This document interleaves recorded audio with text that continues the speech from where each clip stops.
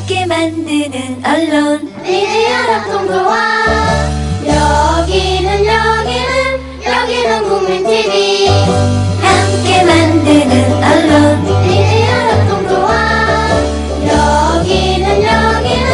여기는 국민TV. 시대의 히어로를 꿈꾸는 막강 변호사들의 솔직담백 토크쇼 로벤져스 시작하겠습니다. 항상 저만 시작하지 않으시네요. 네, 안녕하세요. 로벤져스 진행자 지은혜입니다. 오늘 함께 하실 우리 히어로 세 분 변호사님들 소개하고 바로 3화 시작할게요. 저희가 시간을 좀 타이트하게 하기 위해서 이렇게 다른 얘기들은 조금 끊어서 저희 진행부터 바로 들어가기로 얘기를 했거든요. 시작하겠습니다. 제가 소개해드릴게요. 로벤져스 중에 헐크를 담당하고 계시죠. 저희 헐크 김재식 법무법인 에이펙스 파트너 변호사님이십니다. 네, 안녕하세요. 김재식입니다. 네, 저한테 인사하실 거나. 네, 그리고 미모의 블랙위도우 김지영 법무법인 율 변호사님이십니다. 네, 안녕하세요. 네. 블랙위도우 김지영 변호사입니다. 네, 너무 시작을 저희가 이렇게 타이트하게 하나요? 제가. 네, 그리고 저희 캡틴 코리아, 줄여서 캡틴코, 미남 김종호 법률사무소 국민생각 변호사님이십니다. 네, 안녕하세요. 김종호 변호사입니다. 반갑습니다. 네, 저희 세 분 오늘도 자리해 주셨고요. 이번 3화는요, 우리가 몰랐던 명예훼손에 관한 얘기를 쉽게 풀어드리려고 해요. 그래서 세 분이 이제 진행해 주실 거고요. 오늘 진행을 담당하실 분은요, 외모만큼 마음도 아름다우신 저희 블랙 위도우 김재영 변호사님이십니다. 네, 진행 부탁드릴게요. 뭐 누구나 SNS를 하고 또 인터넷상에 온라인 댓글을 달고 하면서 이 명예훼손의 피해자가 될 수도 있고 가해자가 될 수도 있거든요. 일반인 누구나. 그런데 사실은 이거에 대해서 정확하게 알지 못하고 또 어떻게 처벌이 되고 처벌이 되면 나한테는 어떤 불이익이 오는지를 한번 짚어보는 것도 의미가 있겠다 생각을 해서 오늘 명예훼손을 한번 해보자고 제가 제안을 했습니다. 일단 명예훼손, 이거 말씀드리기 전에 오늘 말할 이슈가 많기 때문에 만약에 길게 말하시는 변호사님이 있으면 제가 과감하게 끊고 가도록 하겠습니다. 역시 마음만큼. 왜냐하면 제가 블랙 위도우이기 때문에 냉정하게 끊겠습니다. 네, 그러면 이제 명예훼손에 대해서 좀 간단하게 설명을 해주세요. 네, 눈치 보지 마시고. 명예훼손이라 무슨 형법 307조에 명시하고 있고요. 이게 뭐 법조문 그대로 말씀드리면 공연이 사실을 적시하여, 여기 뭐 다음에 사실 또는 허위 사실을 적시해서 사람의 명예를 훼손한 자를 처벌한다. 사실 이렇게 알면 되실 것 같고요. 저는 김정은 변호사님 말씀하셨지만 이 명예훼손이 현 시대에 굉장히 문제가 되고 있는 이유가 인터넷의 발달 때문이라고 저는 봐요. 그 댓글 문화, 그리고 글을 쓸 수 있는 공간이 너무 많아지니까 뭐 얼마 전에도 몇몇 변호사님, 강용석 변호사도 문제가 됐었었고, 뭐 홍가혜 씨도 문제가 되고 있고, 그래서 지금 이 타이밍에 한 번쯤 명예훼손에 대해서 우리가 다뤄주는 것이 좀 적절한 시기성을 갖지 않나라고 생각을 합니다. 네, 그러면 김재식 변호사님이 많이 이제 망설이셨는데 준비는 굉장히 많이 해오셨거든요. 그러면 공연성이라고 사실은 명예훼손에서 가장 좀 핵심 쟁점인데 일반인들은 오해하는 부분이 많거든요. 훅 들어오시네요. 네. 훅 들어갔다 훅 나갑니다. 공연하다 그러면 사람들이 어디 무대 위에서 공연하는 걸로 그렇게 오해를 하고 계세요. 아니에요. 공공연이라는 네. 뜻이에요. 공연이라는 네. 뜻은 공연을 하는 게 아니라 네. 공공연하게 공공연. 사실이나 허위 사실을 이렇게 유포하는 네. 그런 걸 이제 공연이라고 하는데, 공연이라고 할 때 공연하다는 게 무슨 의미인지 잘 모르시잖아요. 잘 쉽게 쓰는 단어가 아니에요. 우리가 일상생활에서 야, 너 공연하게 네. 뭐 그런 얘기를 하느냐 이렇게 말을 안 쓰잖아요. 잘 안 법률 용어죠. 어려운 말로 하면 이렇게 전파 가능성 이론이라고 하는데, 불특정 다수의 사람한테 이 내용이 전파될 가능성이 있으면 공연성이 인정이 되는 겁니다. 그러니까 여러 사람들 앞에서 야, 저 사람은 뭐뭐뭐뭐 해서 나빠라는 식의 명예를 훼손하는 그런 것도 공연성이 있다고 볼 수 있지만 한 사람한테 얘기를 했는데 그 사람이 다른 사람들한테 계속 전파를 할 수 있다. 이래도 그게 공연성이 인정이 되는 거예요. 아, 그러면 한 사람한테 예를 들어서 이거 비밀인데 걔 너무 이상해. 이렇게 이 사람한테만 전달했어요. 근데 그 그렇죠. 사람이 다른 사람한테 또 전달하면 그것도 죄가 성립이 되는 이 거예요? 사람이 동네에 엄청난 수다쟁이다. 오. 그러면 그런 걸 다 알면서 이 사람한테 얘기를 했다. 그럼 이 사람이 동네방네 지금 다 얘기하고 돌아다닐 거 아니겠어요? 바로 공연성이 인정이 되는 거죠. 비밀이라고 했어도요? 했어도 그 사람의 여러 가지 점들을 보았을 때 충분히 전파 가능하다고 객관적으로 인정이 되면 공연성이 인정이 되는 겁니다. 그러니까 요즘에 카카오톡이나 카카오 스토리라든가 SNS, 페이스북 많이 사용하시잖아요. 쓰면은 분명히 누군가가 읽을 수밖에 없다는 걸 본인 스스로 인지하고 있지 않습니까? 그럼 이거를 누군가를 퍼져나갈 수 있는 가능성, 이게 전파 가능성이라고 얘기를 하는데, 그 전파 가능성이 있으면 공연성을 인정을 하는 것이죠. 근데 뭐 이런 판례도 있는데, 어떤 이제 특정인을 명예를 훼손하기 위해서 기자에게 그 사람의 비위 사실을 알린 거예요. 근데 비위 사실이 뭐예요? 나쁜 비리 사실을 알린 비리, 거죠. 네. 비리 사실을 알렸는데, 비위가 안 좋으신가 봐요. 이렇게 저한테 왜 치고 들어오시네요. 진지하게 그러면 얘기하시는데. 기자라는 이 사람은 당연히 기사를 쓸 수 있는 사람이니까 전파 가능성을 갖고 있는 사람이지 않습니까? 하지만 이 기자가 기사를 안 썼어요. 이때 법원은 전파 가능성이 없었다, 공연성이 없었다라고 해서 이 공연성을 인정하지 않고 명예훼손을 인정하지 않은 경우도 있고, 또 어떤 경우에는 뭐 남편의 직장 동료에게 남편의 욕을 막 써서 편지를 썼어요. 근데 그것도 공연성을 인정하지 않았죠. 근데 만약에 김대식 변호사님 말씀하셨다시피 동네 수자쟁이라든가 남편의 직장 동료인데 어느 정도 의견권을 갖고 있고 말을 많이 하는 사람이 그런 편지를 썼다면 공연성이 인정될 수가 있는 거죠. 그러니까 전반적인 상황을 법원에서 봅니다. 종합적으로. 근데 한 가지 이제 더 말씀을 드리자면, 그러니까 우리가 그냥 일반적으로 사람한테 많은 사람이 모인 곳에서 명예훼손을 하면 이제 형법으로 처벌이 되는데, 지금 가장 문제가 되는 거는 인터넷에 뭐 악성 댓글을 달고 자기 뭐 얼굴책이라든지 카카오 스토리 같은 데다가 이렇게 올리는 게 문제가 되거든요. 근데 그거는 형법으로 처벌되는 게 아니라 요새 사이버 명예훼손이라고 그래서, 그러니까 인터넷 매체를 이용을 해서 명예훼손을 하게 되면 훨씬 더 가중처벌이 되고, 그러니까 최근에 뭐 홍가혜 씨 같은 경우에도 뭐 사이버 자기 SNS에다가 그런 글을 올렸기 때문에 사이버 명예훼손으로 고소가 됐었죠.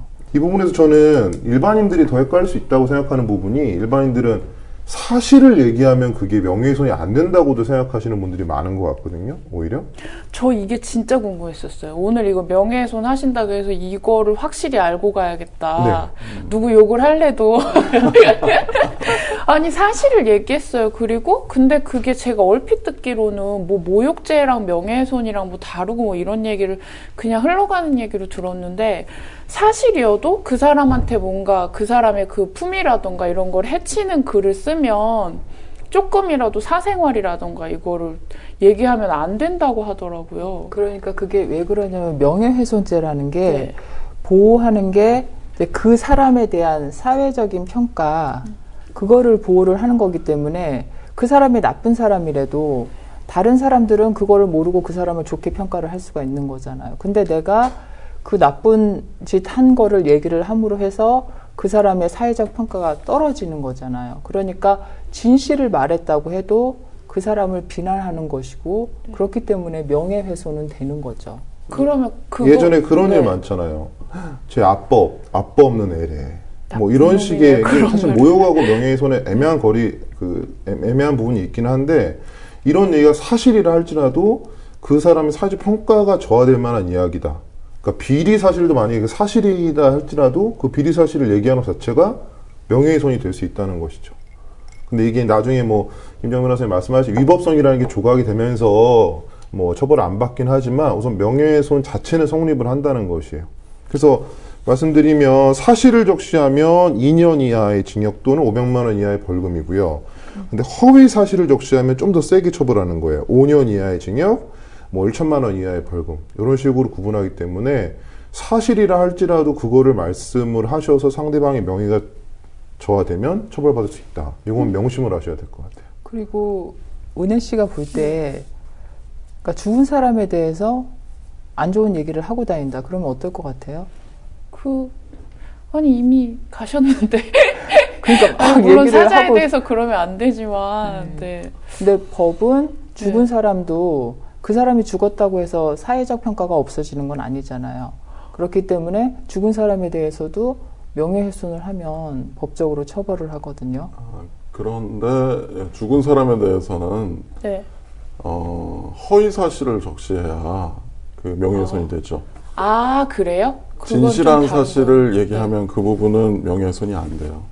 그러니까 산 사람 죽은 사람 잘 가려서 얘기를 해야 되겠죠. 어려운데요. 죽은 사람에 대해서는 네. 사실을 얘기해도 명예훼손이 되지 않는다. 그런데 이제 최신의 이슈들이 많이 있어요. 그러니까 네. 아까 그 공연성 얘기하다가 지금 여기까지 또 흘러왔는데 네. 카톡 같은 경우도 요즘에 그 시크릿 챗이라고 해서 네. 비밀 대화 기능이 있잖아요. 텔레그램에도 그런 기능이 있고 포괄할 수가 없고 네. 며칠이 지나면 자동 폭파되는 그런 시스템이 있는 그 채팅 그런 네. 애플리케이션이 많아요. 이런 것들은 사실은 전파 가능성이 기술적으로 없다고 볼 수 있기 때문에 사실은 그 사이에서 단둘이 얘기하거나 이런 것들은 공연성이 인정이 안 돼서 아예 명예훼손죄가 성립이 안 될 가능성이 있고. 근데 사이버 명예훼손은 안 되지만 그거 그냥 자기들끼리 얘기했다가 들은 사람이 다른 사람한테 전달할 수 물론 있으니까 그거를 전달하는 거는 또 문제가 예, 되겠죠. 그렇게 되면 사이버 명예훼손은 안 돼도 뭐 형법상의 명예훼손은 될 수가 있겠죠. 근데 이제 기술이 발전하면서 명예훼손죄도 좀 변화한다는 것을 말씀드리고 싶은데 아까 조금 다른 각도의 문제이긴 합니다만은 죽은 사람에 대해서 뭐 아무 얘기도 못 하느냐 이런 얘기도 있는 것처럼 우리가 인터넷에 온갖 자료들이 많이 그 널려 있잖아요. 그래서 어떤 사람들은 그런 자료를 좀 지우고 싶어 하는 그런 생각을 가진 사람들도 많아요. 그런데 이게 유명한 사례인데 그 스페인의 곤잘레스라는 변호사가 있었어요. 이 사람이 구글을 검색해 보니까 자기가 1998년인가 뭐 과거에 자기 집이 경매에 넘어간 사실이 기재가 되어 있는 거예요. 지금은 잘 구글에서 살고 검색이 있는데 돼요? 구글에서 검색을 해보니까 지금은 잘 살고 있는데 당시에 그런 그 일이 있었다는 게 구글에서 검색이 돼서 구글에 대해서 그걸 내려달라고 이걸 이제 법적으로는 잊혀질 권리, 잊힐 권리라고 하는데 right to be forgotten 네. 그런 권리에 토잡아서 그 유럽 사법재판소에 소송을 했는데 그게 받아들여졌어요. 그래서 사실은 그 뭐 유명인이 특히 그런 것들이 많은데 자기의 좋지 않은 과거를 좀 지워달라 이런 소송도 지금 최근에 생겨나고 있거든요. 그래서 네, 이것과 조금 관련이 있는데 왜 이제 블로거들 네. 그 베스트 블로거들 같은 경우에는 이제 어떤 뭐 기업이나 아니면 레스토랑 같은 거에 대해서 상품평을 막 올리잖아요. 근데 내가 정말 이거 봤을 때는 소비자들이 알아야 되겠고 나는 이제 공익 목적으로 이걸 올렸는데 사실은 네이버나 이런 데서 그런 글을 올렸을 때 큰 기업 같은 경우에는 그런 상품평을 임의로 삭제를 한다고 해요. 그러니까 블로거들은 열받잖아요. 단순히 비난 목적이 아닌데 사실을 이제 적시하고 있다고 볼 수도 있죠. 예. 그런 경우에 그러니까 단순히 물론 이제 블랙 컨슈머라고 해서 기업을 협박해서 돈 뜯어낼 목적으로 그렇게 하는 사람도 있겠지만 순순히 소비자 입장에서 다른 사람이 피해를 보지 않도록 하려고 그렇게 글을 올렸는데 네이버에서 이제 임의로 삭제를 하는 거죠. 그럼 사실은 그런 부분도 법적으로 문제를 삼아야 되는 거고 근데 지금 상으로는 네이버에서 그렇게 임의 삭제하는 것에 대해서 이 일개 소비자나 블로거가 뭔가 돈 들여서 민사상 처분을 청구를 할 수가 없는 거잖아요. 그러니까 네이버 측에서도 그러니까 뭐 대기업이나 이런 쪽에서 이런 안 좋은 글이 올라왔다 하면 그쪽에 요구를 받아서 삭제를 하는 거기 때문에 그러니까 이제 그런 문제도 발생을 하죠. 그러니까 지금 사실을 적시하는 문제에 대해서 계속 우리가 얘기를 하고 있는데 그게 이제 명예훼손이 될 수도 있고 이제 자기가 싫은 거를 내리는 그런 경우일 수도 있고. 근데 아까 우리 캡틴 코리아께서 말씀하신 것처럼 사실을 적시하는 경우에 구속 요건에는 해당해서 명예훼손이 될 수는 있지만 아까 위법성이 조각된다고도 말씀하셨어요. 조각이라는 건 우리가 무슨 조각품을 만드는 게 아니라요. 위법성이 없다는 뜻이에요. 어려운 한자 용어인데 조각된다는 게요? 예, 위법성이 없어진다는 뜻이에요. 조각이라는 표현이. 그래서 그 사실이고 또 네. 그것이 공익을 위한 목적이라고 한다면은 위법성이 없기 때문에 결국에는 처벌이 되지 않을 수도 있어요. 그러니까 지금 그러니까 홍가혜 씨가 이제 해경에 대해서 비판을 했다는 이유로 명예훼손으로 이제 고소가 됐었고 재판을 받았는데 그 부분이 이제 무죄가 났거든요. 네. 근데 이제 홍가혜 씨가 일부 허위 사실을 말한 건 인정이 됐어요. 근데 그게 이제 구조를 빨리 진행하라는 촉구의 의미라고 봐서 허위 사실임에도 불구하고 그 명예훼손이 안 된다고 했거든요. 그러니까 일반인들이 딱 봤을 때는 얘 거짓말 했는데 왜 명예훼손 무죄가 나왔지 이렇게 생각을 하는데 지금 말씀하신 것처럼 이게 어떤 그냥 누구를 비난할 그런 한 가지 목적이 아니라 그냥 빨리 사람들을 구하고 공익을 위한 그렇죠. 그런 목적이 있을 때는 또 명예훼손을 저질렀다고 해도 처벌이 되지가 않죠. 명예훼손이니까 보통 사람들한테는 이게 되게 어려운 일이 될 것 같은 게 그리고 지금 말씀하시는 거 들어보니까 정말 비밀이라고 하고 얘기해도 이게 뭔가 누군가 나쁜 마음을 먹고 그걸 가지고 소송을 걸려고 하면 걸 수 있다는 얘기잖아요. 명확하지가 않죠. 그러니까 네. 이게 명예훼손죄가 굉장히 명확하지 않게 네. 운영되고 있다는 비판을 받고 있어요. 사실은 사실을 얘기하는 거는 되게 언론의 자유나 표현의 자유의 네. 영역에 속하는 문제일 수도 있는데 그게 아까처럼 구속 요건에 해당해서 네. 위법성이 없어지지 않으면 처벌될 수 있기 때문에 굉장히 조심해서 얘기해야 되는 그런 위축 효과, 칠링 이펙트라고 하죠. 그런 그 움츠려드는 그런 효과를 양산하는 악법이다. 그래서 이거를 폐지하자 이런 논의들도 그러니까 있죠. 제가 이제 말을 조심하라고 말씀드리는 게 만약에 이제 상대방이 나한테 명예훼손을 걸게 되면 내가 그러니까 명예훼손 같은 경우에 초범에는 이제 뭐 기소유예가 나기도 하지만 벌금이 내려지기도 하거든요. 그러면 내가 형사 벌금 내고 끝나냐? 그게 아니에요. 그러니까 형사상으로 너 명예훼손 죄를 저질렀으니까 민사상으로 손해배상 청구를 또 하는 거예요. 그러니까 예를 들어서 이게 그냥 일반 명예훼손 같은 경우에는 500만 원 이하인데 내가 300만 원 형사 벌금을 냈어요. 근데 다시 민사소송 제기해서 내가 너 때문에 우리 가족들이 정신적으로 너무 힘들어. 그러니까 위자료 몇 천만 원 내놔. 이렇게 소송 들어오면 몇 년을 그 재판을 쫓아다녀야 되고 변호사 선임을 해야 되고 그러니까 내가 말 한마디 잘못한 거 가지고 몇 천만 원의 손실과 몇 년의 시간을 낭비할 수 있다는 거죠. 그렇죠. 우리는 또 3심제잖아요. 30내내 그러면. 아니, 1심이라고 해서 끝나는 게 아니라 네. 2심도 있고 3심도 있으니까 아까 몇 년이라는 말씀이 그냥 하시는 말씀이 아니라 진짜 길게 갈 수도 3심까지 있는. 가면 뭐 한 3년 갈 수도 있어요. 아니 이게 말결심을 잘 해야 되는. 근데 너무 나라는 황당한데요. 저는 지금 이 얘기 들으니까 더 황당해요. 그러니까 예. 일반인들이 이걸 너무 모르시고 그냥 SNS나 네. 인터넷에 그냥 아무렇지도 않게 악성 댓글을 다는데 그게 나한테는 전과를 만들고 전 사실 일반인 입장에서 몇 천만 원이 민사 손해배상과 벌금으로 나간다고 하면 그건 상당한 타격이 되는 거잖아요. 그리고 가족들도 자기 자신도 재판을 하려고 몇 년을 소비를 해야 되는 거니까 사실은 이게 간단하게 그냥 쓰고 넘어갈 문제는 아니라는 거죠. 요즘에 그래서 이게 조금 문제가 되고 있는 부분이 홍가혜 씨가 명예훼손으로 무죄 판결을 받고 오히려 역으로 예. 내치는들 한 515명을 상대로 네. 고소를 하면서 문제가 한번 됐었죠. 그렇다고. 명예훼손 고소가 너무 남발되는 건 아니냐. 그래서 검찰에서도 이런 부분에서 좀 생각을 고려를 많이 하고 있는 것 같아요. 결국에는 수치상으로 보니까 10명 정도만 약식 기소를 했다고 하고 나머지는 대부분 다 기소유예, 각하, 무혐의 뭐 이렇게 나왔다고 하더라고요. 그래서 앞으로의 이 명예훼손 고소에 대해서 검찰의 기소의 여부가 많이 달라질 것 같다는 느낌이 들어요. 너무 남발되고 있다라고 판단하고 있는 것 같거든요.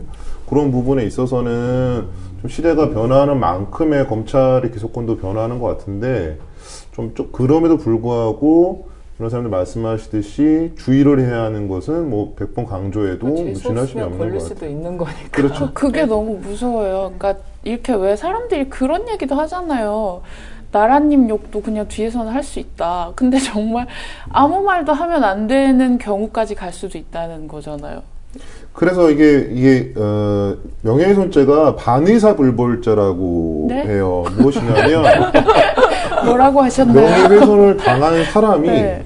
난 이 사람 처벌을 원치 않습니다라고 하면 처벌을 안 하는 것이죠. 의사에 반해서 처벌할 수가 반의사, 없다는 불벌죄요? 거예요. 네. 저희 의사에- 자막으로 뭐 좀 넣어주세요.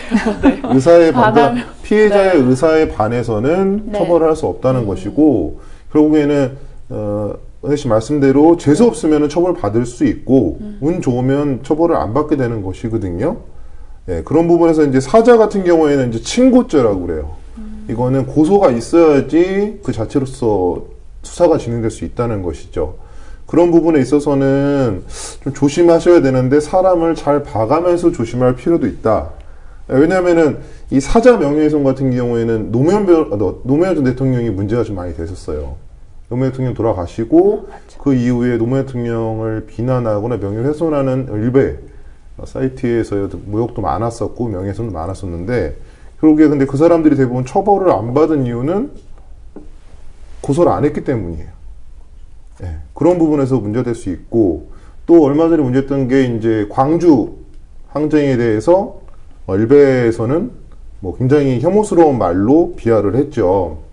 근데 거기에 대해서 이제 대법원은 명예훼손이 성립하지 않는다라고 또 했더라고요. 보니까 뭐 그런 부분에 있어서는 이 명예훼손에 대한 기준과 뭐 판단이 모호하긴 하지만 굉장히 조심해야 되고 그리고 적극적으로 자신의 피해를 주장하지 않으면 뭐 권리가 보호될 수 없다라는 부분도 있을 것 같습니다. 그러니까 제가 사실은 이제 명예훼손에 가해자가 있을 수 있고 피해자가 있잖아요. 그럼 가해자는 표현의 자유를 주장을 할 테고, 근데 저는 사실은 감정적으로는 피해자들 입장에 더 공감이 가는 게, 그러니까 홍가희 씨 같은 경우에도 사실 별로 관심이 없었어요. 그냥 언론에서 관심증 환자다, 그냥 허언하고 있다 이렇게 해서 그렇게 생각을 했는데 언론에서 그렇게 얘기하고 있는 거죠? 네.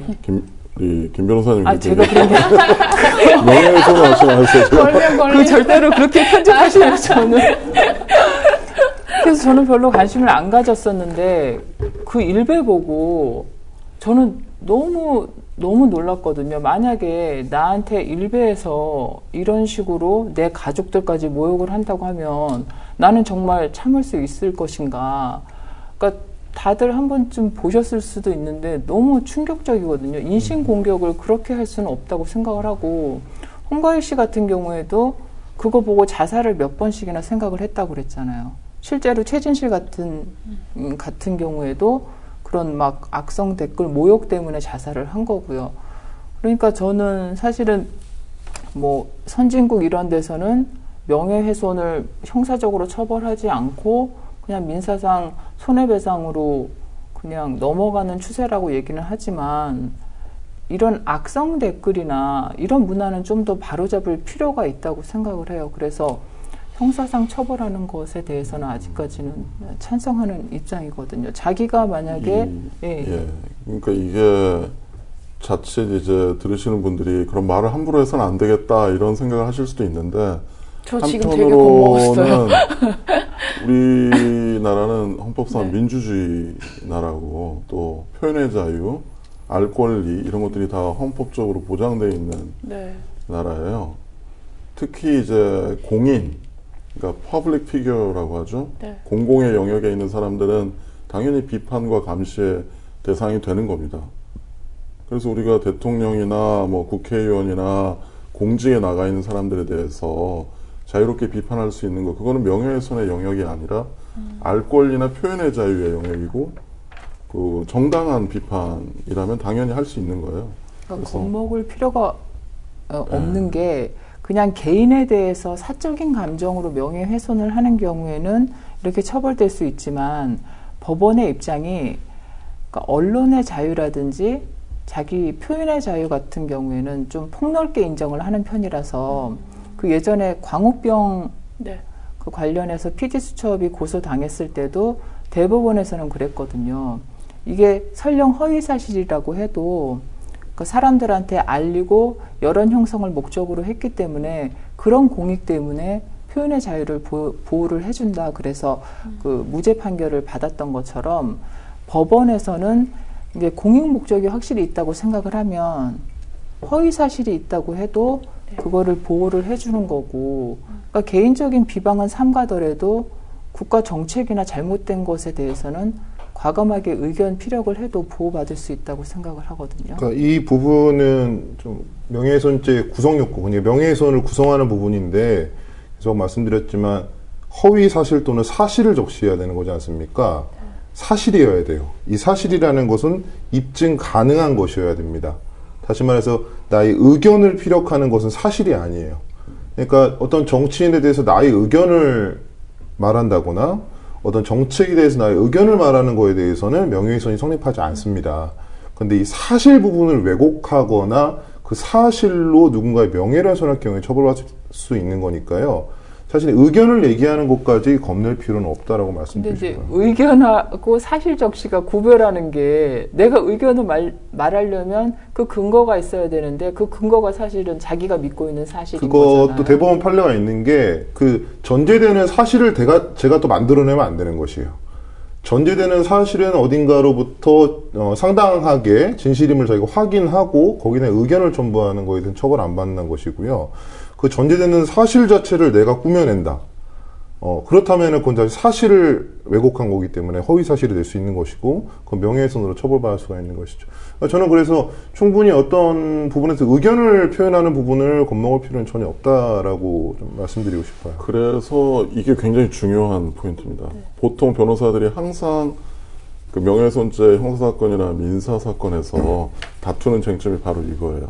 우리 의뢰인이나 우리 그 위민, 그러니까 저희한테 소송을 맡기신 분은 의견을 얘기한 거지 사실을 얘기한 게 아니다. 사실을 얘기해야 명예훼손이 되는데 그게 허위 사실이든 뭐 진실한 사실이든 간에 의견을 표명한 것이다. 사실과 의견의 그 경계는 우리 블랙 위도우께서 말씀하신 것처럼 굉장히 모호하거든요.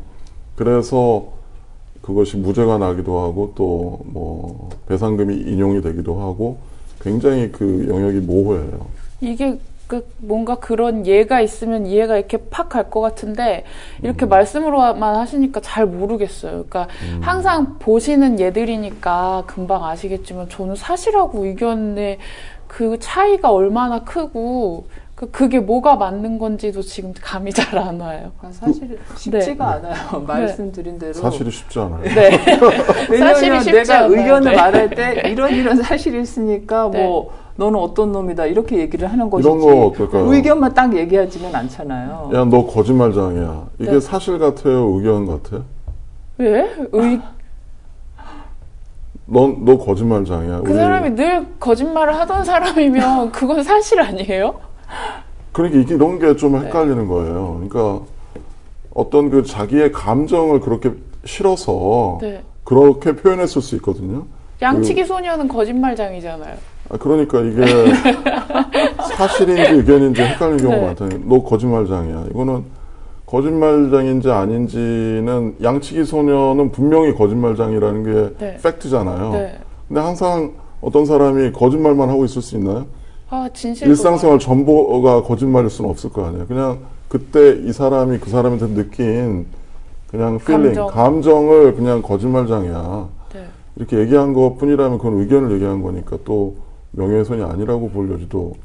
그러니까 그거를 이제 거짓말장이야라고 했던 부분을 법원은 그 한 단어만 갖고 보는 게 아닙니다. 예를 들어서 얘는 예전에 이런 행동도 했고 저런 행동도 했고 거짓말을 했던 여러 가지 팩트, 진실된 팩트를 말하고 그러므로 나는 얘가 거짓말쟁이라고 생각한다. 그럼요. 사기 전과가 예를 들어 한 20범이에요. 근데 그 사람한테 누가 너 사기꾼이야 이렇게 말했으면 그건 사실이에요, 의견이에요? 지금 대답했는데. 사기 전과가 20법 정도 팩트에 된다. 가까운 거죠. 그건 사실이죠. 이제 이해했어요. 사실이지만 네. 명예훼손이 사실이기 때문에 명예훼손이 될 수 있는 거죠. 될 수 있는 거죠. 네. 아, 그러니까 사실이 그 맞아. 신문의 사설을 보면 네. 사설과 논평 보면 굉장히 근데 논조가 강하잖아요. 근데 잠깐만요. 그 아까 그 사기꾼이 네. 예를 들어 집단을 놓고 네, 예를 들어 피라미드 사기 같은 걸 펴고 있다. 네. 그런데 청중 중에 한 사람이 그 사람한테 야, 너 사기꾼이야 라고 얘기한 건 처벌이 안 되는 거예요. 그러니까 진실한 사실을 얘기해서 공익을 네. 보호하는 거죠. 그 사람들이 아. 다 사기를 당하면 안 되잖아요. 네. 그러니까 그럴 때는 사기꾼이라고 얘기해도 처벌이 안 되는 너무 거예요. 신기하다. 그러니까 네. 또 다른 케이스를 보면 뭐 둘이 있고 다른 뭐 친한 사람 그 사람하고 친한 사람 한 명이 있는데 너 사기꾼이야 이러면 그건 똑같은 말을 했는데도 명예훼손이 되겠죠. 공익을 위한 일이 아니니까. 오, 그런 거죠. 좋은 근데 거 그게 배웠네요. 공익을 네. 위한 일이냐를 판단하는 것도 쉽지가 않아요. 맞아요. 사실. 그것도 쉽지가 그게 않아요. 사실 이 공공의 이익을 뭐 위법성 조각되는 아까 사유라고 말씀드렸는데 굉장히 모호한 개념이거든요. 공익이 뭐예요, 도대체? 공익이 그렇네요. 그것도 굉장히 또. 모호합니다. 근데 이게 네. 법률적으로는 어떤 특정 집단 정도까지도 공익으로 봐주거든요. 네, 그러니까 전체 우리 대한민국 국민 전체가 다 아니더라도 아까 말씀하셨다시피 어떤 사기꾼 집단에 어떤 지금 빠져 있는 피해자들 수백 명, 수십 명. 그 사이에서 저 사람은 사기꾼이야라 의견하는 정도면 공익성이 인정될 수 있는. 다만 결과적으로 그 사람 진짜 사기꾼이었어야 되는 게 맞는 거죠. 네. 근데 이제 계속 어렵다. 꼬리에 꼬리를 무는 얘기가 되는데 그 사람이 사기꾼이 아니래도 내가 사기꾼이라고 믿을 만한 나한테는 사기를 쳤다 할지 하여튼 이런 정황이 있으면 또 그거는 처벌이 안 되는 거니까 사실은 파고들면 좀 복잡한 부분이 많기는 해요. 그냥 사기꾼을 만나지 않는 걸로 결론은 말을 하지 않는 조심하는 걸로. 걸로. 얘기를 할수록 저희들도 미궁에 네. 빠지네. 근데 말을 하지 않아도 이게 그러니까 내 행위 하나만으로도 또 뭐 상대방을 모욕을 할 수가 있거든요. 그러니까 뭐 여러 사람이 보는 앞에서 내가 저 사람한테 주먹을 보이면서 눈을 부라린다. 그럼 그것만 해서도 사실 모욕죄가 될 수가 있어요. 그러니까 내가 꼭 말로 저 사람한테 뭐 나쁜 말을 해서가 아니라 그런 행동 하나로도 사람들 앞에서 욕보인 그런 그렇죠. 경우가 되는 예. 거예요. 그리고 모욕죄랑 명예훼손이랑 달라요? 그러니까 이것도 설명을 하면 은혜 씨가 또 막 머리를 제가 지금 집에 가고 싶은데 참고 있어요. 그러니까 명예훼손이라는 거는 사실을 말을 해서 그 사람을 사회적 평가를 떨어뜨리는 건데 모욕은 그런 사실을 말하지 않고 내 감정을 표시를 하는 거예요. 예를 들어서 근데 이것도 뭐 너는 빨갱이다라고 해도 또 일반인이 봤을 땐 빨갱이 그 사실 아니야 이렇게 생각할 수 있는데 그런 부분은 그냥 감정을 내가 저 사람을 경멸한다는 감정을 표시하는 걸로 봐서 그건 모욕죄가 되는 거죠. 그 사람의 사회적 평가를 저하시켰느냐, 이 부분하고 그 사람의 감정적 아픔을 줬느냐의 차이로 보시면 될 것 같아요. 그러니까 실제 있었던 애꾸는 병신이라고 얘기를 한 부분은 명예훼손은 아니라고 보더라고요. 실제 애꾸는이고 장애를 갖고 계신 분이었어요.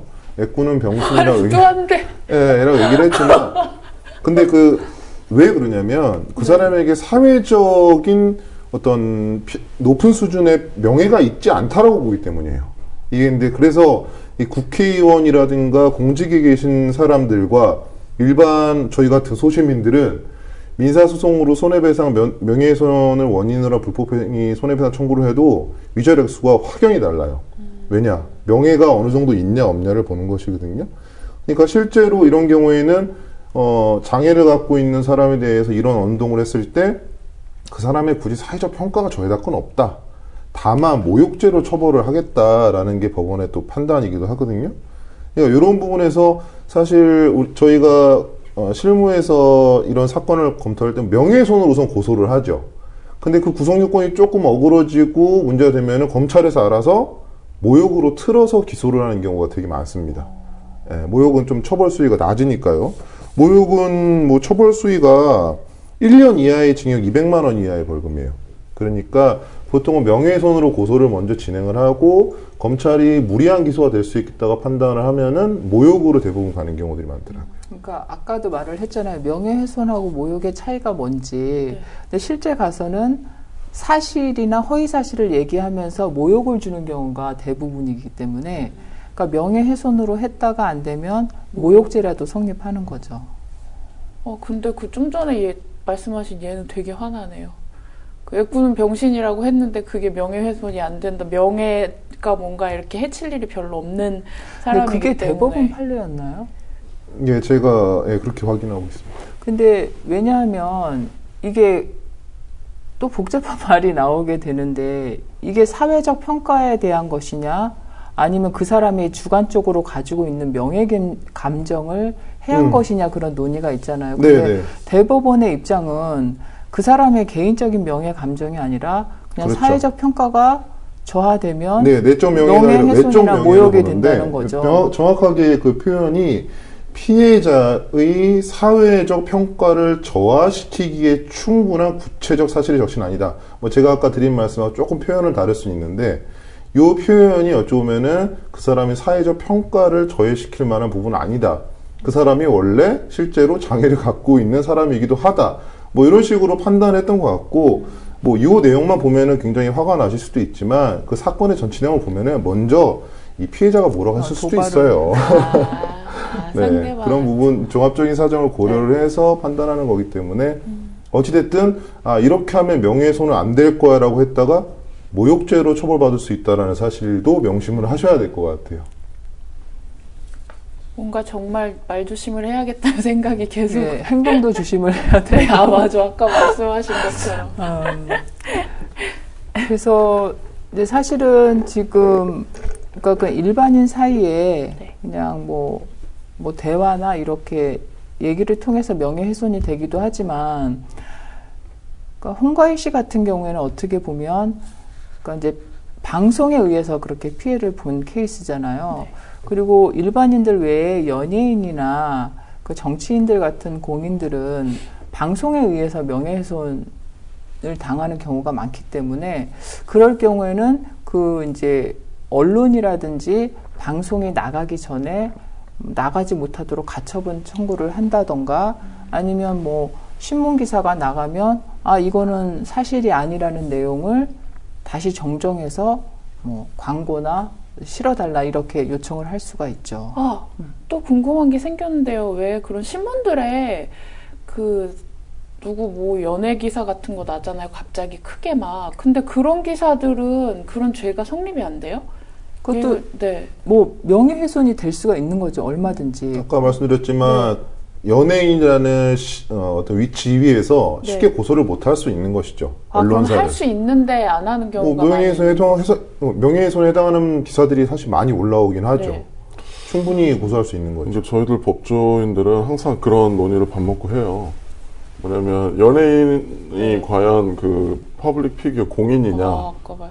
그 보통 TV에서 연예인분들이 많이 나오셔서 공인의 지위에서 네. 뭐 이런 일들을 벌인 것에 대해서 부끄럽게 생각하고 네. 국민 여러분께 사과드립니다. 이런 표현 많이 쓰시잖아요. 네. 연예인은 저희들이 보기엔 그냥 자영업자시거든요. 자영업자. 특별히 공공의 영역에 네. 계신 분들이 아니고 네. 물론 전 국민을 기쁘게 해주고 즐겁게 해준다는 엔터테이너. 측면에서는 네. 사실은 좋은 건데 저희가 생각하는 그 명예훼손에서 조금 더 그 자유로운 그러니까 충분히 비판을 하고 그렇게 얘기를 할 수 있는 그 퍼블릭 피규어라고 하는 공인은 공공의 영역에 있는 사람들이거든요. 네. 그 뭐 국가기관에 계신 분들이라든지 이런 분들에 대해서 알 권리나 이런 것들을 보장받기 위한 것이기 때문에 사실 언론에서 너무 선정적으로 이렇게 보도하는 것은 뭐 걸면 걸 수 있을 것 같아요. 왜 그 사실을 네. 뭐 공익에 부합하지도 않는 내용이고 내 사생활에 불과한데 네, 그러니까요. 뭐 내가 뭐 이 사람 만나다가 이 사람 만나면 나한테는 좀 사회적 평가가 저해될 수도 있잖아요. 네. 연예인들은 높아지나 그게? 높아질 것 같진 않아요. 할리우드 배우들은 좀 높아질 수도 있을 것 같아요. 근데 어떻게 생각할지는 잘 모르겠지만 그렇게 사회적 평가를 낮게 하는 어떤 악의적인 기사들에 대해서 걸면 걸 수 있을 것 같아요. 제가 만약에 그 연예인들의 그 기획사라고 근데 한다면. 이제 연예 기획사에서는 사실 그게 이제 그 효과가 그 연예인한테 되게 안 좋게 나고 이미지가 추락할 것을 두려워해서 왜냐하면 뭐 연예 기획사나 연예인이 그 기사에 대해서 뭐 맞대응을 하고 고소를 하면 그냥 관심 없던 사람들도 뭔데 하고 한 번 더 기사를 보게 되고 그러면 이게 계속 확장되고 많은 사람들이 더 알게 되니까 그런 걸 두려워해서 사실은 명예훼손이 됨에도 불구하고 그렇죠. 고소를 안 하는 경우가 그러니까 많죠. 그 공인들이 명예훼손에서 좀 많이 불리할 수도 있지만 유리할 수 있는 부분이 있는데 우선 불리한 이유는 아까 말씀드렸다시피 그 명예훼손의 위법성을 조각하는 사유 중에 하나가 공익성이라는 것이 있다고 말씀드렸잖아요. 그 이야기를 한 사람이 공공의 이익을 위해서 이야기를 한 거라면 명예훼손에 성립하더라도 처벌을 하지 않는다. 네. 근데 공익성이라는 게 공인에게 훨씬 더 많이 적용되지 않겠습니까? 그러니까 연예인이라든가 사실 명예인도 사실 공익성의 영역으로 많이 들어가 있거든요. 제가 보기에는 정치인뿐만이 아니라 그렇기 때문에 어떤 언론사가 비판을 했다거나 이런 부분에 대해서 위법성이 이제 조각 공공의 이익을 위한 것이다 해서 처벌을 받지 않는 비율이 많은 것이지 연예인이라고 해서 고소를 할 수 없다 뭐 이건 아니에요. 근데 다만 이 공인들은 더 좋은 게 뭐냐면 공인임에도 불구하고 언론사의 명예훼손이 인정이 되면 위자료 액수가 일반인에 비해서 뻥튀기가 돼요. 뭐 예를 들어서 뭐 은혜 씨나 저희 같은 사람들 명예훼손 당했다고 예를 들어서 민사상 손해배상 청구하면 채 500만 원 안 나옵니다. 네, 채 500만 원 안 나와요. 네. 네, 근데 국회의원 정도 되면은 이 액수가 억 단위로 뛰기도 하거든요. 장관 하셨던 분들이거나. 근데 그런 부분에서는 한편으로는 강력한 무기가 될 수도 있는 것 같아요. 그럼 예를 들어 강용석 같은 경우에요. 그 이번에 그 사진 나온 거 있잖아요. 그게 예를 들어 그 사진을 그 올린 기자라던가 그런 사람 명예훼손을 걸 수 있어요? 왜요? 왜요? 사생활이잖아요. 아니, 강용석 아니, 자기가 광고를- 광고한 거 아니고 광고? 광고를 한 거기 광고를 때문에 해줬는데 광고 그 말고 얘기가 수영장 아니라 사진. 홍콩에 있는 수영장 홍콩에 사진을 있는 말씀하시는 A 거예요. 모 씨와 그 같이 갔던 그 사진이 그거는 충분히 네. 근데 명예훼손 될 건 없잖아요. 수영장 사진. 그러니까 사실 사진 같은 거 사생활 올리는 침해가 될 경우는 수 있겠죠. 거기다 뭐 이제 뭐 댓글로 뭐 하여튼 뭐 간통 어쩌고저쩌고 하면 또 모욕죄 이번에 그 케이스 같은 경우에도 사진하고 댓글을 같이 해서 모욕죄라고 본 케이스는 있거든요. 그럼 그걸 모욕죄로 예를 들어 했어요. 그러면 그 금액이 액수가 막 이렇게 아니 제가 궁금한 건 강용석 변호사가 수영장에 있는 사진을 공개한 게 강용석 변호사의 명예를 훼손하거나 모욕을 주나요? 그게 명예훼손한 그러니까 건 여자분하고 많죠. 같이 있는 간통에 약간 관련한 불륜 사진이었어요. 관련된 예. 사진이니까. 그런 사실관계를 정확히 잘. 네. 그 부분에 가심에 대해서 민감해서 명예훼손이 되지 않냐? 네. 뭐 충분히 한번 저는 강용석 변호사 그것도 고소를 하지 않을까 싶네요. 네. 사실 뭐 고소의 아이콘이셔서 내 알몸이 나의 사회적 명예가 저하됐다. 뭐 그럴 수도 있을 것 같아요. 근데 이 강용석 변호사 얘기 나오니까 저는 그 얘기 해보고 싶어요. 그 사람은 당연히 명예훼손의 주체가 되잖아요. 그죠? 그런데 뭐 또 회사, 뭐 예를 들어서 삼성, 뭐 이런 데에도 명예훼손의 주체가 될 수 있다고 생각하세요? 그 당연한 거 아니에요? 그죠? 네. 그러면 예를 들어서 여기서 그 아나운서 단체가 강용석 전 변호사하고 문제가 뭐 있었잖아요. 네, 네. 그거는 거친 문제가 말 될 수 있을까요? 하셨더라고요. 자막으로 요거 가능한가요? 그러니까 이게 네. 사실 사교 단체나 이런 가족 이런 어떤 단체들은 명예훼손의 대상이 안 돼요. 근데 법원에서 특별히 인정해주고 있는 것이 이제 집단 명칭에 의한 명예훼손이거든요. 그러니까 그 집단 명칭을 사용함으로써 어느 정도 특정이 될 수 있다. 아나운서? 네, 그런 식으로. 그래서 뭐 그 좀 이해가 안 가는 게 사실은 저 같은 경우에는 그게 아나운서 연합회에서 그러니까 모욕죄로 고소를 한 것 맞아요. 같더라고요. 근데 아나운서 연합회가 다 들어간 것도 아니고 그 중에 한 150명 정도? 그러니까 전체 그러니까 연합회가 연명으로 들어간 게 아니라 그 중에 이제 일부가 들어갔거든요. 그러니까 이제 법원에서는 이게 이제 전체가 다 들어간 것도 아니고 아나운서 중에 일부가 들어간 거고 또 그 강용석 발언이 이게 뭐 지상파 아나운서도 있을 수 있고 라디오 아나운서도 있을 수 있고 케이블 아나운서도 있으니까 이게 그 아나운서 연합회를 특정 일반인이 봤을 때 그 아나운서 연합회가 모욕이 됐다 이렇게 볼 수 없다고 판결을 했었거든요. 네, 이 사건이 되게 재미있었어요. 사실 2010년도에 이제 강윤석 변호사 국회의원 할 때죠. 이때 이제 여성 그 대학생들과의 저녁 식사 자리에서 이런 성희롱적 발언을 하셨던 거고 했던 거고.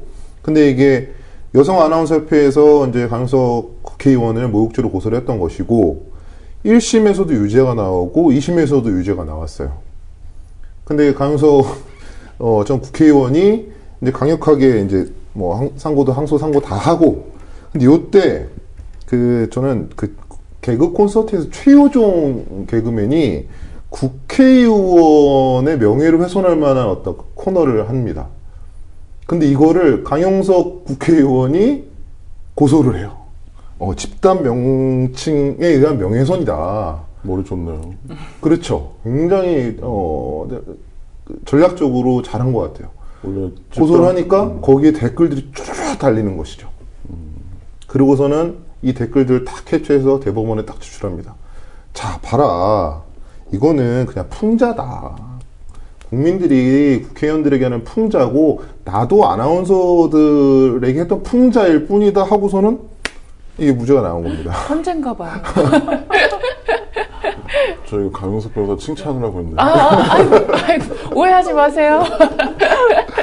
근데 이제 대법원의 태도는 무엇이냐면은 이 아나운서라는 집단이 사실 그렇게 조직적이지도 않고 뭐 프리랜서도 많고 특정됐다고 보기 어렵다라는 게 또 판단이거든요.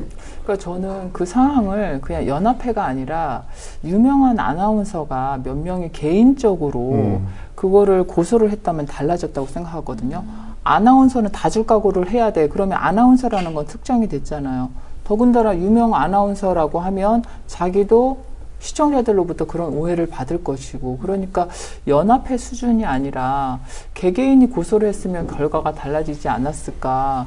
사실은 이 사건이 터졌을 때 그 아나운서 연합회에서 여자 변호사들 찾아다니면서 다 사인을 받았거든요. 그래서 저도 사인을 해준 기억이 나는데, 그때까지만 해도 저는 그 고소인 자체가 그 연합회가 아니라 개개인인 줄 알았는데, 보니까 이제 뭐 고소하는 사람이 150명 정도 되니까 그냥 연합회로 들어간 것 같더라고요.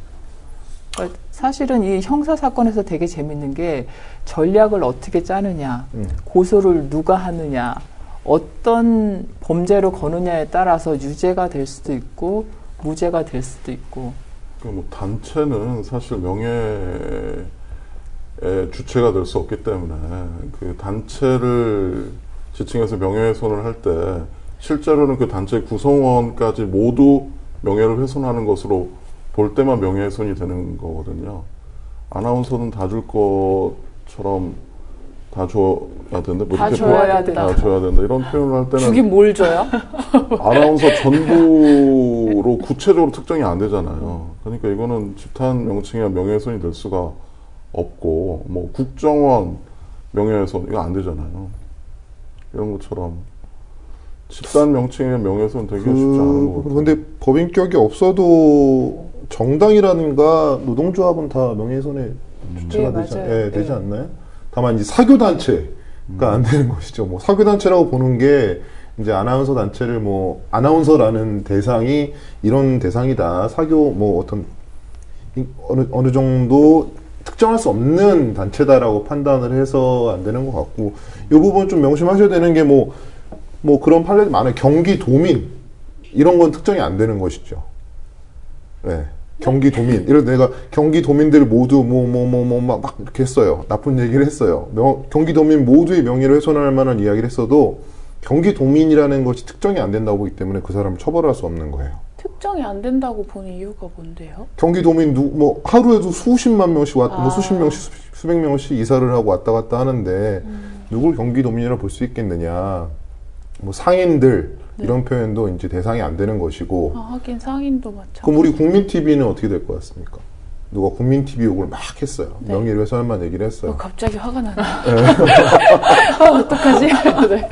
그것도 명예훼손이 안 되는 거 아니에요? 이건 그러면? 됩니다. 왜요?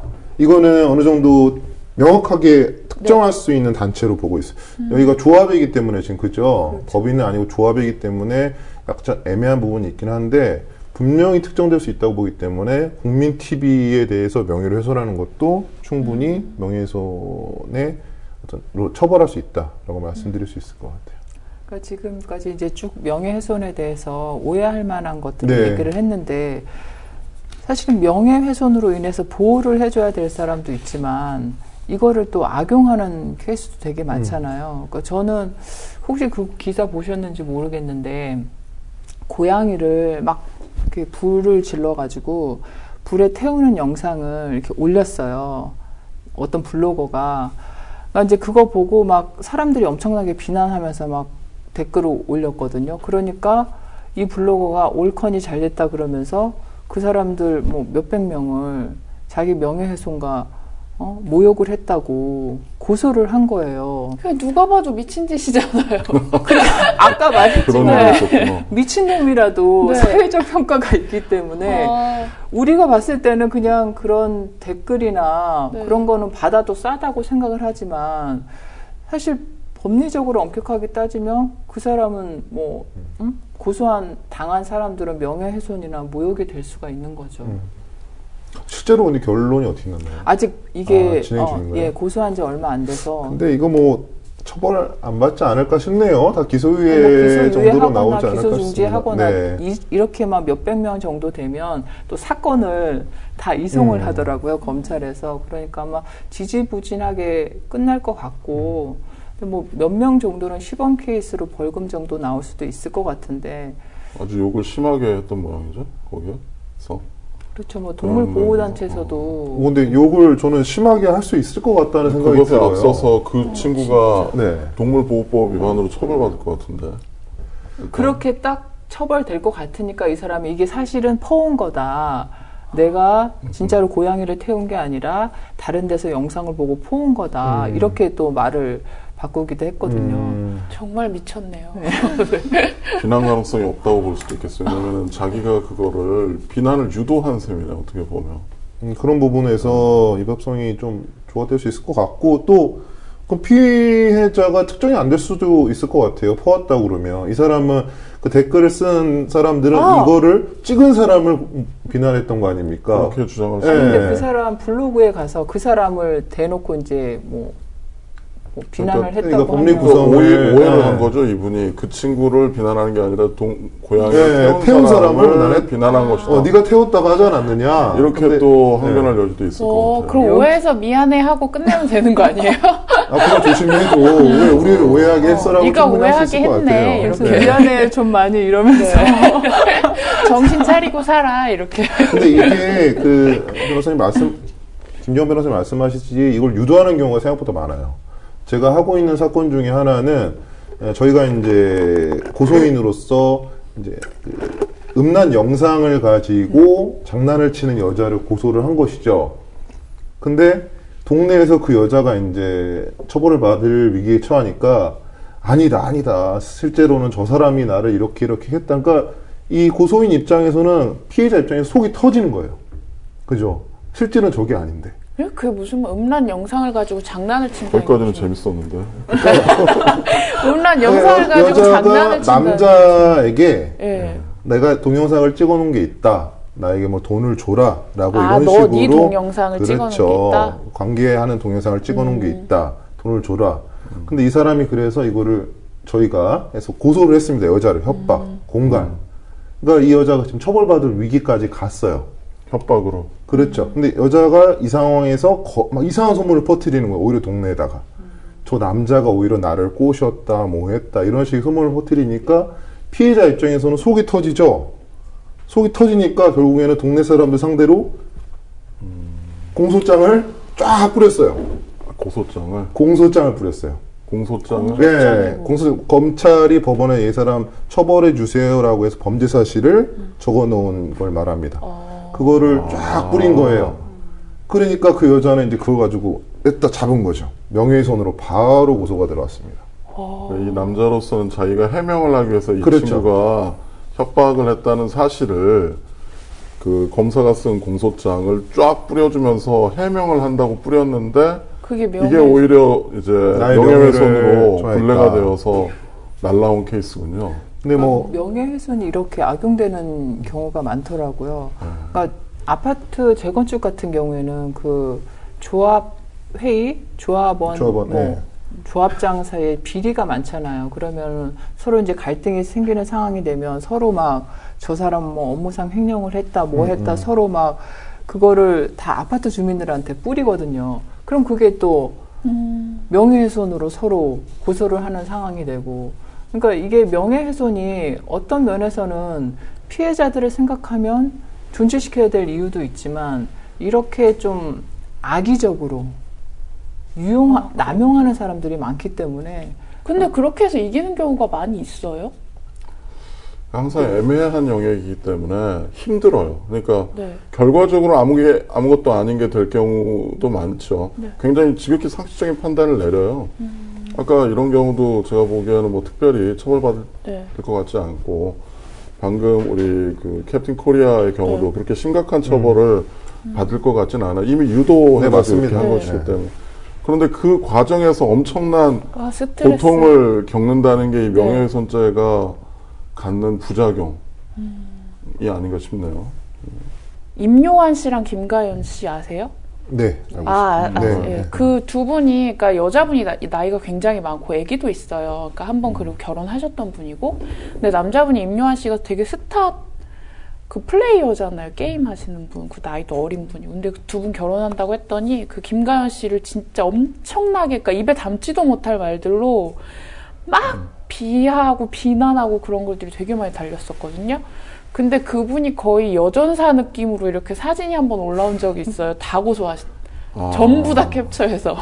그런 경우를 보니까 피해자가, 그러니까 정말 아무 잘못도 한 것 없이 그렇게 당하는 경우도 있잖아요. 그런 거 생각하면 그 법이 꼭 있어야 될 것 같아요. 근데 이게 저는 좀 아까도 초반에 말씀드렸지만 인터넷이 너무 발달하다 보니까 부작용이라고 저는 봐요. 왜냐하면 자꾸 보니까 막 초딩, 아무것도 진짜 너무 착한 평범한 아저씨 이런 맞아요. 경우가 나타나는 경우인데, 뭐냐면 그 사람들은 자기네들만 보는 공간이고 일종의 배설을 한다는 느낌으로 어떤 활용되는 게시판으로 인식을 하는 경우들도 많이 있거든요. 근데 그것을 하나의 그 사람들 놀이문화라고 인식하는 경우들이 생각보다 많이 있더라고요. 근데 사실 알고 보니 이게 큰 범죄가 돼버리는 것이죠. 저는 이런 부분을 어쩌면은 지금 그 과거의 명예훼손 죄가 지금까지 그대로 유지돼서 지금 처벌하고 구성요건이 유지되고 위법성 조각세 유지돼서 오고 있는데, 이 인터넷 관련한 어떤 처벌을 할 때에는 조금 법률적으로 시대적에 맞게 좀 변화가 어느 정도 좀 필요한 부분이 있어야 한다고 보이고, 뭐 이렇다고 제가 이 가해자분들을 두둔하려고 하는 것은 아닙니다. 그런 공간이라 할지라 조심을 하긴 해야 되는데, 글쎄요, 저는 인터넷이라는 공간이 하나의 놀이 공간도 될 수 있어야 된다. 네, 그게 뭐 비판을 하고 사회를 정화를 하고 그런 의로운 목적이 있어서 하는 거면 모르겠는데, 그냥 한 개인에 대해서 자기가 어디에서 뭐 당했던 거를 오히려 푸는 도구로 그냥 그 사람의 인생을, 가족의 인생을 모두 파탄낼 정도로 그렇게 아무 생각 없이 쓰는 거에 대해서는 저는 놀이문화라고 하는데 정말 조금 당황스러웠거든요. 그러니까 저는 이제 그 나름대로 일베 사이트 같은 경우에는 자기네들끼리의 저는 좀 놀이문화가 있다고 봐요. 저는 뭐 일베 사이트 들어가 본 적도 없지만 있으시면서 사건을 하면서 봤어요. 사건을 실제로 일베 회원이 자신의 고등학교 적 첫사랑에 대해서 입에 담지 못할 말을 게시판에 올린 거죠. 근데 그 게시판이 어떤 게시판이냐면 1분 뭐 1시간 사이에 막 페이지가 5개, 6개 쭉쭉쭉 넘어가는데요. 그러니까 누구도 신경을 쓰지 않고 자기네들이 다 그냥 싸지르는 겁니다. 그냥 싸지르는 거고. 근데 이 피해 여성은 사실 자기가 그런 글이 올라온지도 몰랐어요. 누구 알기도 쉽지 않습니다. 그냥 인천에 사는 누구 뭐 이 정도로만 특정이 됐는데, 요새 문제가 신상털기 하잖아요. 그러니까 네티즌 수사대에서 뭐 사진 한 장 아니면 뭐 어디 뭐 방 뭐 위치 같은 거, 그런 뭐 놓여 있는 구조 같은 걸로 봐서 그 사람 주소까지 다 찾아내잖아요. 그러니까 그런 신상 털기와 그냥 아무렇지 않게 SNS 그 글을 올리는 행위가 결합을 하게 되면 정말 그 사람은 고개를 들고 다닐 수가 없는 상황이 되는 거죠. 맞습니다. 근데 저는 드리고 싶은 말씀, 저는 무조건 처벌해야 한다고 생각을 해요. 지금도 그런 사람들이고 뭐고 다 처벌해야 생각을 하긴 하는데, 이게 지금 뭐 정부의 포털 옥죄기의 또 하나의 명분이 되고 있는 것도 저는 있다고 생각은 돼요. 악용되는 부분도 있고, 제가 말씀드리고 싶은 부분은 무엇이냐면, 피해자가 인지 못하고 있는 상황에서 검찰이 알려주는 경우가 있어요. 너한테 이런 게, 왜냐면은 모욕죄 같은 경우에는 고소가 없으면 수사를 진행 못하니까. 물론 그분을 처벌은 해야 된다고 생각은 합니다만, 이런 부분에 있어서 블랙 위도우의 네. 권한으로 이제 하실 말씀은 많겠지만 지금까지 많이 하셨기 때문에 네, 알겠습니다. 과감히 끊도록 하겠습니다. 그래서 오늘 이렇게 열띤 토론 해주셔서 감사하고 우리 헐크 변호사님부터 짤막하게 얘기를 해주세요. 또 끊을 거니까 길게 하면. 명예훼손이라는 게 이제 인터넷 시대 발달로 인해 가지고 상당히 새로운 국면에 접어들었다고 생각돼요. 순식간에 이제 퍼지기 때문에 뭐 공연성 이런 요건들 아까 우리 처음에 얘기했던 것들이 이제는 별 의미가 없을 수도 있을 것 같아요. 뭐 인터넷 하나에만 올리기만 하면 바로 공연성이 충족이 되니까 옛날처럼 뭐 마을에 살고 이런 세상이 아니잖아요. 인터넷을 통한 어떤 명예훼손 법의 발전이랄까 이런 것들이 앞으로 기대가 되고, 아까 말씀하셨던 주제랑 좀 연결해서 보면은 인터넷에 이렇게 허위사실을 올리는 것은 사실은 자제하는 게 맞는 것 같아요. 사실을 올리는 거는 조금 보호해주고 넓게, 허위사실을 올리는 것은 굉장히 엄격하게 처벌해야 한다. 저는 그렇게 생각합니다. 명예훼손을 보면서 피해자 입장에 많이 감정이입이 됐었는데, 그런 말이 있잖아요. 내가 받고 싶은 거를 상대에게 주라고. 그러니까 내가 이런 글을 쓸 때, 아니면 다른 사람한테 말을 할 때, 내가 정말 저런 말을 나도 듣고 싶을까, 내 가족이 듣고 싶을까, 이렇게 생각하면 조금 그렇게 과도하게 허위사실까지 적시하면서 명예훼손을 하고 모욕하는 그런 행위는 자제가 되지 않을까, 저는 그렇게 생각합니다. 불미스러운 일이 연루가 돼서 원치 않게 처벌받는 일과 정신적 고통을 당하는 일들이 없었으면 좋겠어요. 한 가지만 더 붙이면, 사실은 허위사실이 많이 올라가면 변호사들한테는 좋아요. 이게 사건이 되거든요. 네. 예전에 모 부장 판사께서 변호사들 뭐 하고 있냐, 이 돈 벌 수 있는 이 황금 같은 노다진가요? 노다진데 인터넷 뒤져가지고 전부 고소하고 그래라. 그렇게도 조언을 주신 적이 있어요. 그러니까 변호사들이 돈이 부족할 때는 그런 일을 또 할 수도 있기 때문에 뭐 알아서들 잘 하셔야 정말 될 것 같아요. 조심해요. 정말 눈으로 지켜보고 있어요. 마무리가 훈훈하네요. 네. 저희가 이제 시간이 다 됐어요. 그래서 정리해야 될 것 같고요. 오늘은 로벤져스 3화였고요. 우리가 몰랐던 명예훼손에 관한 얘기들 들려드렸습니다. 오늘은 여기서 마칠게요. 다음 주에 더 새로운 주제, 그리고 더 쉽게 풀어드릴 수 있게 열심히 준비해서 돌아오겠습니다. 감사합니다. 네, 수고하셨습니다. 감사합니다.